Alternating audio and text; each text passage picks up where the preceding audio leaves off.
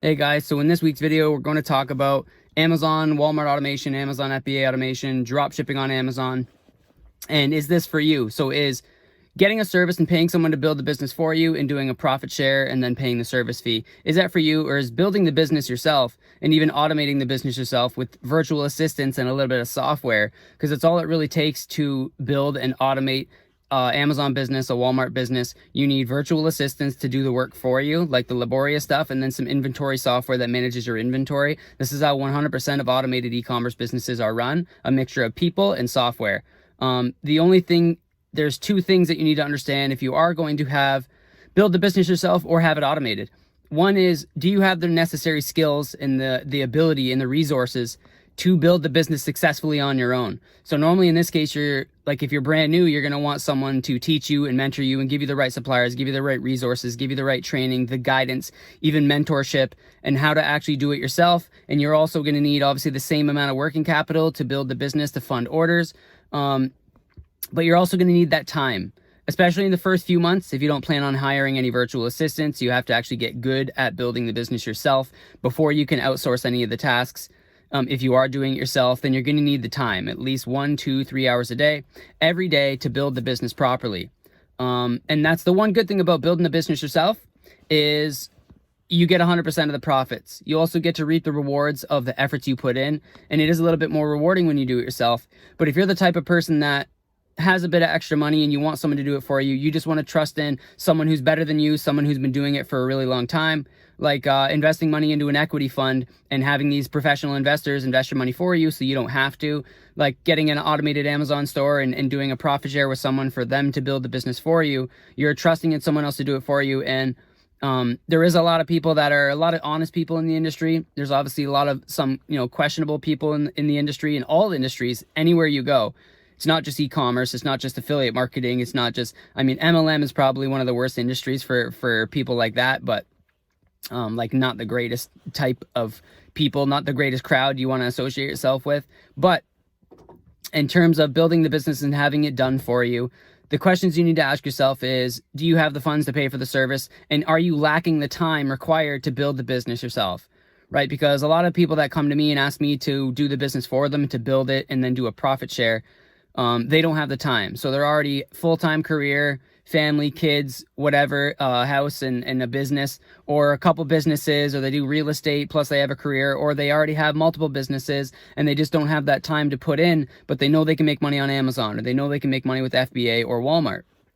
So in that case, the service would actually be really good for you. So for example, for me, as someone who actually provides these services and teaches and mentors people since over 5 years now, I actually pay for services for me. So like a business, like for example, YouTube, like building out channels and optimizing them and monetizing them and creating cash cow income generating YouTube channels. So I don't make any money on this YouTube channel. I literally just do it to educate and to share value and to help people. But you can make a lot of money on YouTube, but I don't have the time for it. So the first thing I did is we got a good training program. I spend the money, no problem, $500 to $1,000 to get the best course that I could find from someone actually doing really good, and also someone who seems transparent and honest, aside from being good at what they do. Pay for the training and go through it. Now, we are still trying to work that out ourselves on the back end and build some YouTube channels on our own, but I'm more than likely going to pay for the service myself. It's $20K US, and there is no profit share. So for me, paying for the service, it depends on the value I'm getting. I'm obviously doing my own research and my own due diligence in the service that I'm going to pay for. And the number one reason why I'm paying for the service is because I don't have the time to do it myself. Right? Now, would I like to pay $5K, $10K, $15K, not $20, $30, $40K for the service? It all depends on the value you're getting. So for a private label or a brand building service, if someone's going to build a brand for you, that's about 5 to 10 times more work that's going to go into that than, let's say, drop shipping. Right, drop shipping, and you're not doing private label, like piggybacking brand name items that already exist on Amazon. It's a lot less effort than it is to build a brand from scratch. It also is a totally different skill set. You have to be a lot better at e-commerce to be able to build a private label brand versus piggybacking items that already exist. So when I launched the service for the Amazon dropship service, the very first thing I did is put myself in the customer's or client's position and say, what would I be happy with paying myself? So with a lot of people charging 20, 30, 40 Some clients that I've got actually told me they've seen prices like $50,000 to $100,000 for an Amazon dropship service or a Walmart dropshipping service, and they're still taking massive profit share, like 40%, 50%. I mean, I can't speak on it because I don't do it, and I like to stay out of the negative area. I like to stay in positive, stay focused, stay happy, especially when I'm talking to my clients. I just want to focus on the good things. Now, obviously, understanding the pitfalls and the costs of all the different aspects and understanding how these businesses work is things that you need to know, but I do like to stay focused on the positive. So with the service, for me, the very first thing I wanted to do was make sure that I'd be happy paying that price myself. I also created an option where we do an 80-20 split, so where we only take 20% profit share, which is very minimal, and we still charge less than currently every other provider available. The only downside to my service is it's very limited capacity, right? We don't have a unlimited amount of spots. I don't just take any client. I won't just take you and your uncle and your grandma and your cousin. We have to get on the phone, talk about it, make sure that you have all the right amount of resources. You have the money for the service, and you also have some working capital, and you also understand that it's a process. It takes time. It's not an overnight get rich thing. Even though there's a lot of money to be made in e-commerce and Amazon, Shopify, Walmart, it is not an overnight get rich quick. So if you're seeing things like people in their first month making 100 grand or 50 grand, or in their third month making 100 grand, even in revenue, it's not very realistic. And though it is possible, I don't like to give those numbers. I like to be very modest and conservative. Even though we go for the biggest, we try to scale the business as big as humanly possible. It's a lot better to be conservative about it, because if I say in 6 months we'll get your store to at least 20 or 30K revenue, and then we hit 40 or 50, you're going to be very happy. But if I tell you 50 in 3 months and then we only hit 10 or 20, you're not going to be very happy, right? And that's where that's not a good thing. So if someone's overpromising, that's number one thing to look out for, is someone's giving you massive numbers. Oh yeah, we're going to get you to this amount in this amount of time, and that's why I charge so much, or that's why we take such a huge profit share. You have to think long term. With any business decision, the flashy numbers and the Lamborghinis and all that bullshit can get you caught up. Even people that are experienced in business, even people that have a relatively decent amount of knowledge when it comes to investing in businesses, can still get caught by that bullshit, the flashy lifestyle. And yeah, a lot of people want nice things, and it's good to have nice things and to achieve your goals.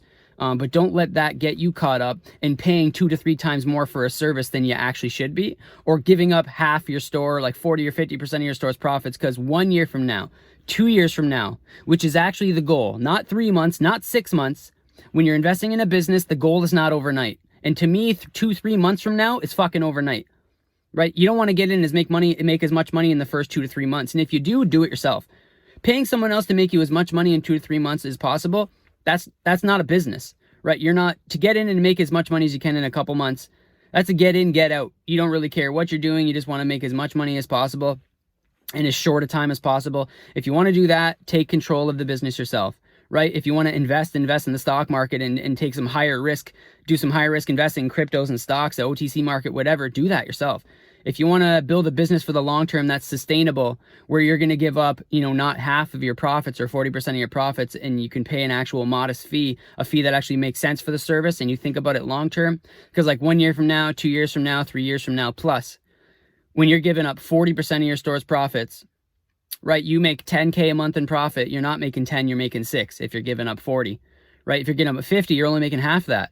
So it might seem great in the beginning because maybe you can scale faster in the first 6 months than the average, the average Amazon store or the average Walmart store. But look how much you're giving up. In the long run, you're going to make way less. You also have a larger fee to pay back. So if you're paying someone 30, 40, or 50 grand for a service that should really cost like 5, 10, or 15, right? Realistically, and also should be a smaller profit share, then you need to think about that. You need to think long term, right? So I'm not here to pitch you my service because my service is cheaper. My service is actually, I don't want as many clients as I can take. I want the right amount of clients, and I want the right people as clients. And that's why I charge such a small fee. So we do the 70-30 split that most people charge, 20, 30, 40 grand for. And we charge 8K for both Walmart and Amazon FBA automation services. And then we also have an option that's 12K for the 80-20 split. All 3 services are the same price. We do the 80-20 for 12K. And if you're already an existing Amazon client or a Walmart client, and you want to grab, so let's say you're an Amazon client and you want the Walmart service, or you're a Walmart client and you want the Amazon FBA service, you actually get $1,000 off. And we also give affiliate commissions for every single person that you refer once you do become a client. So It's pretty modest, and to me, it's very realistic, and it actually makes sense. Like if I'm looking at it from a client perspective, if I was to pay 8K or 12K for a service for a 70-30 or 80-20 split, so a year from now, 2 years from now, I'm not giving up. I'm first of all not having to pay myself back 30 or 40 grand or more. And I'm also not giving up 30, 40, or 50% on my profit share. Now, we do have the 30% option, but if you do 12K and you go 80-20, a year from now, 2 years from now, when you're doing 20, 30K a month in profit, you're only giving up 20%, right? Not half. Half is a lot. And for some people, that may be fine. For some people, and again, maybe it's the person you want to work with. So maybe there's someone that charges more, but you like them, right? And that's totally fine. And it's not always you get what you pay for. Because in my opinion, to a degree, you get what you pay for, but sometimes you can pay too much, right? And we all know that, and we've all been there. Like an iPhone for $1,200. Like iPhone, for example. You're going to spend $1,200 on a fucking phone? There's phones, right? There's probably phones that I'm guilty of it because I got an iPhone, so I can't say much. But there's phones that probably cost like $200-$300 that work just as good. Maybe they don't have as nice of a screen. Maybe they don't have as many apps in the App Store, which is the number one reason I stick with iPhone, is because of how many apps they have, and it's good for business, right? Like doing business on the phone. I got the Amazon Seller app, CoinMarketCap, Binance, crypto, all these different apps that you can use for business. It's awesome, and that's why I like iPhones. So I'm partial to them. But it's not always you get what you pay for, but if you do like the person that you're going to work with, then that's great. And I would say do that, especially if you know the person's honest, has values and integrity. And they're not overcharging. Now, a lot of people, I think the reason for a lot of the services, the done-for-you services, having such a high sticker price is because of the amount of people not offering these services and the amount of people that are not actually that experienced in this industry, in the e-commerce industry, to provide a service for a lower price. So it's kind of like charging a premium, monopolizing the market, and getting as much money as you can out of every single client. For me, I would rather make as much money as I can from the profit share. And I don't mean the amount of profit share. I mean, thinking long-term, the 20% that I'm going to get, I want to grow the store as big as I can in a few years and charge less upfront. And that's just how I work. Because if I was the client, that's what I'd be happy with. So with that being said, those are a lot of the factors and things you need to understand when investing in a done-for-you service. If you have any questions, drop them below, and make sure to follow us on Instagram and send me a message if you need any help. Peace.